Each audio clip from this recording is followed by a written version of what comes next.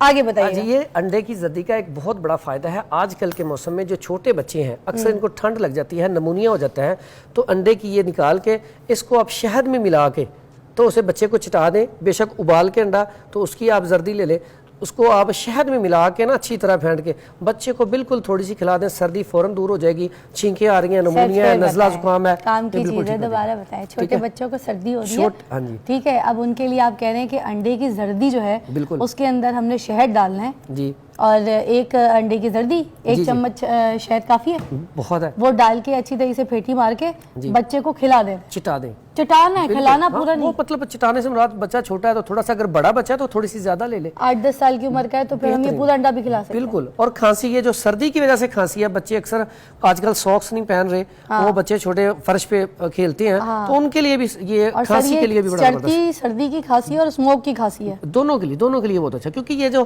موسم ہے نا, اس میں جو جیسے ٹھنڈ لگتی ہے, انسان ابھی وہ گرم کپڑے صحیح طرح نکالے نہیں ہیں تو بڑی جلدی ٹھنڈ لگ جاتی ہے. کیا بات بتائیے. صرف انڈے کی زردی ناظرین, اور جو شہد کا ایک چمچ ہے اس کو پھیٹ کے اپنے بچوں کو کھلا دیں. جس حد تک جتنی مقدار میں بھی کھا لیں گے وہ اندر جائے گا, ایسی تاثیر, ایسی گرمی پیدا کرے گا کہ جو کھانسی اور بلغم رطوبات ہیں وہ سارے کے سارے باہر تھوکن دان میں پھینک دے گا.